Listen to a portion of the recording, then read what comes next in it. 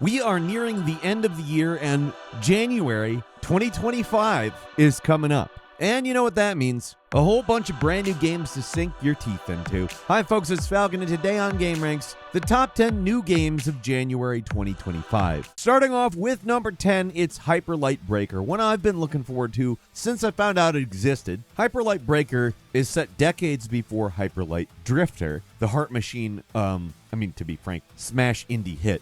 This is obviously different. It is a 3D game. It is a prequel. It's co-op. And you and, other people can play together as mercenaries fighting the Abyss King, which I don't know anything about yet. Sounds bad. Also, we know that the world of Hyper Light Drifter is pretty post-apocalyptic and not happy. So I don't know how good this one's going to turn out in the end, but I think the game itself is probably going to turn out great. Now, if you played Solar Ash, which is their previous game, and also a game that takes place in the same universe, although it's less related to Hyper Light Drifter than Breaker is, they have built on the systems that they built for that game, which was something I was happy to hear because I think Solar Ash is actually a pretty underrated game. I think the fact that they didn't put Hyper Light in the name made it a little tougher to sell, even though it takes place in the same universe. But also maybe they just weren't ready to actually touch Hyper Light blank. This game's a roguelike, takes place in a randomly generated world called The Overgrowth, and generally it looks like a pretty worthy follow-up to the series so far. Hyper Light Breaker's coming January 14th. It is currently launching only on PC and in early access on Steam.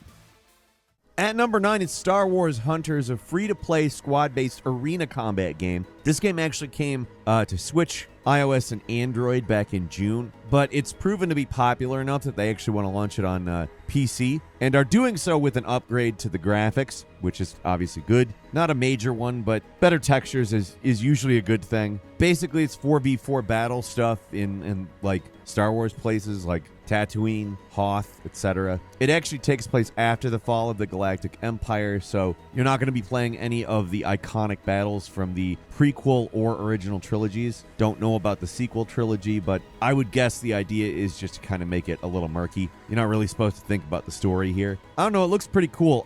I actually missed the first Steam playtest that they're doing. That was the 13th to the 16th, but they are doing another playtest before formally launching January 10th to 13th. You can sign up on the Steam page. It looks fun. I might download it on Switch and give it a whirl, but I also don't know if that's representative of exactly what we're going to get on Steam. These are apparently going to be cross-play, but that doesn't mean it's going to be the same thing. Obviously, keyboard and mouse is very different than some Joy-Cons. But yeah, Star Wars Hunters is launching in early access on PC on January 27th. At number 8 is Orcs Must Die Death Trap. If you're not familiar with the acclaimed action tower defense series by Robot Entertainment, well, you got two things that make it at least notable. The traditional tower defense stuff like placing traps, and the fact that you've got third-person action combat. This new one's introducing a 4-player co-op and roguelite progression, so I don't know, the series has always pulled from a couple of different things, but it sounds like they like the idea of continuing to add more ideas. And I know roguelite has become kind of a big old trend, but if I'm honest, it's a trend that I like. I like the elements that a lot of different genres have been cribbing from roguelikes and roguelites. I think that the structure of those games, I like that kind of a little bit better because I can just pick up and play it whenever. And I think that that's a good idea to incorporate here into this sort of action tower defense game, which is already, frankly, pretty unique. Orcs Must Die Death Trap is going to launch on January 28th on PC and Xbox Series. And number 7 is Arcane Age, a VR action adventure. Comes to us by Vitruvius VR, which I'm not sure if I'm saying completely correct. But anyway, Arcane Age is set in the Biochasm. It's a different looking game, honestly. It kind of looks like if you combine Skyrim with Horizon Zero Dawn, at least in terms of aesthetic. I mean, probably closer to Skyrim in terms of quality. It's definitely not quite on the level of Horizon in terms of fidelity. Looks a bit simpler, but also looks like an interesting game. The thing it's touting is physics-based combat, which is something, touted in a lot of VR games at this point. I'm not going to say that's like something that sets it apart, but it does look like good physics-based combat. On top of that, they're very quick to emphasize this is an exploration game with crafting and all that kind of stuff. The thing is, it's not just like a survival game or something like that. It's a 15-hour campaign, and I like that. There's also an endless combat mode, which, I mean, if the combat is as good as it looks, probably good replay value. Arcane Age is coming to PlayStation 2 VR and Steam VR January 16th. And number 6 is Dynasty Warriors Origins. I always have a soft spot for a Dynasty Warriors game. And it's been quite a while since we've actually had a real one that I can recall. It's an actual Dynasty Warriors game. Probably the most recent good ones were the Hyrule Warriors games, and those are obviously not Dynasty Warriors, not set in the era of the Three Kingdoms or anything like that. This entry to the hack and slash legendary franchise has you as a nameless hero who's got amnesia. Not exactly like the most original thing, but who cares? It's Dynasty Warriors. And it's not just Dynasty Warriors, it's Dynasty Warriors on current hardware. And they're saying that they can display up to 10,000 soldiers on screen, which is absolutely nuts. And I think is enough of a reason to want a new Dynasty Warriors, besides the fact that, you know, I'm a huge fan of the series and want more. I am glad they're bringing it back from the dead after that Dynasty Warriors 9. If you want to go back to the Before You Buy I did on that one, it's not kind. This looks like something I would be kind to, though. It seems to avoid the pitfalls that they fell for pretty hard in that game. So I'm looking forward to it. It's going to land January 17th on PS5, Xbox Series, and PC.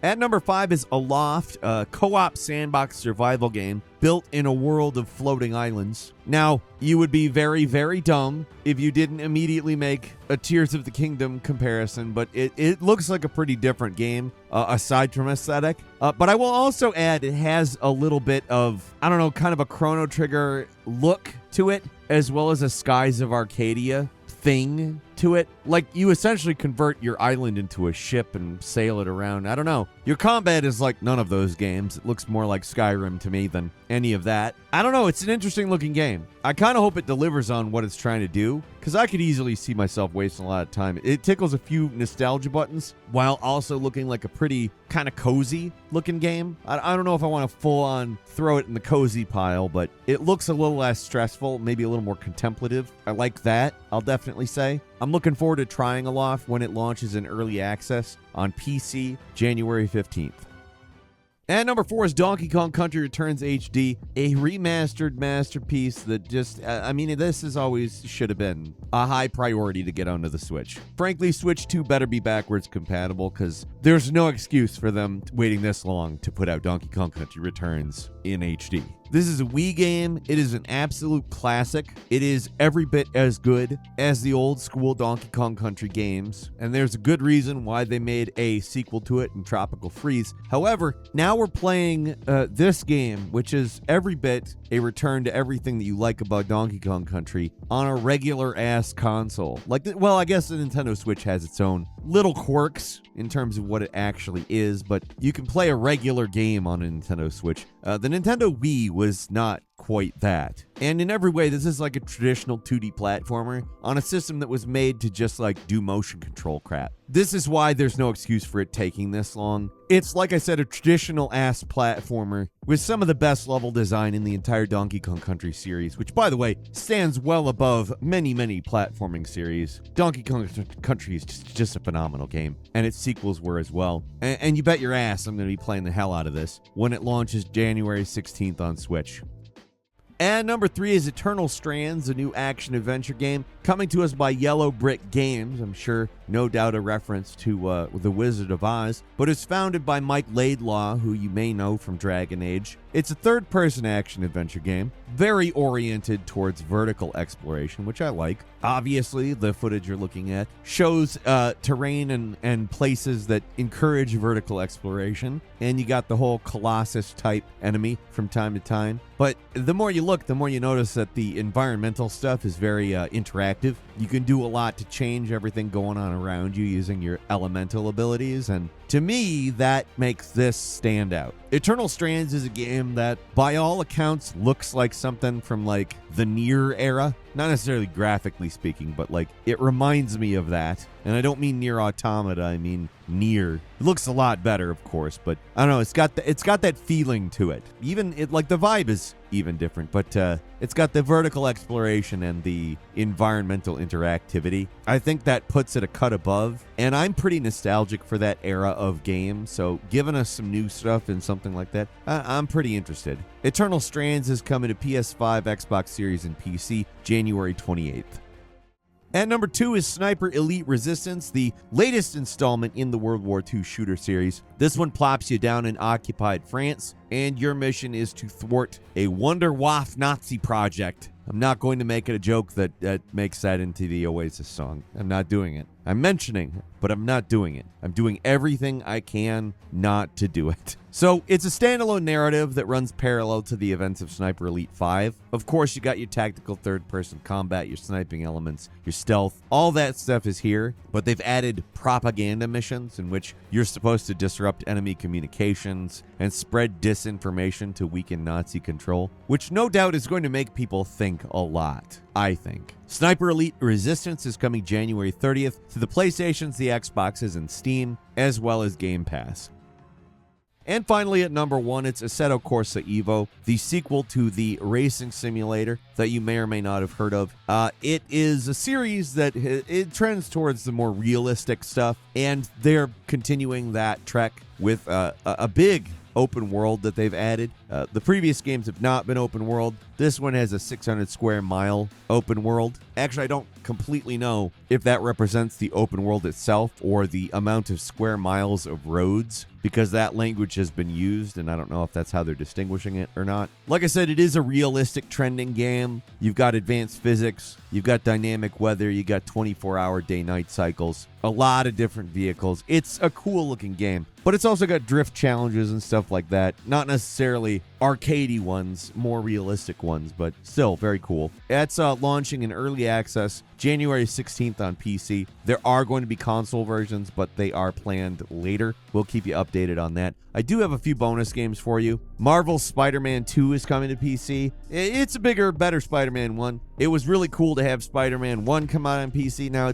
I'm just going to say the same thing. Very cool Spider-Man 2 is. That's going to land January 30th. The other title, very much along those lines, Final Fantasy VII Rebirth, also very cool to have on PC. In fact, much cooler than on PS5 exclusively. To be frank, I enjoyed playing the first one on PC more so than I did on the PlayStation 4, actually is where I played it now that I think about it. And I'm definitely much more excited to play Rebirth on the PC than I was on PS5. I didn't even finish it on PS5. I kind of played it enough to know what was going on and then was like, yeah, I'm just going to wait for PC. I had more fun with the original on PC. I'm just going to wait for PC. I definitely did enough on the PlayStation 5 to know what the deal was, but frankly, I have to say I have more or less become a PC gamer in the last few years, and well, that's where I want to play it. I knew it then, I know it now. I'm excited for that to land on January 23rd. That's all for today. Leave us a comment, let us know what you think. If you like this video, click like. If you're not subscribed, now's a great time to do so. We upload brand new videos every day of the week.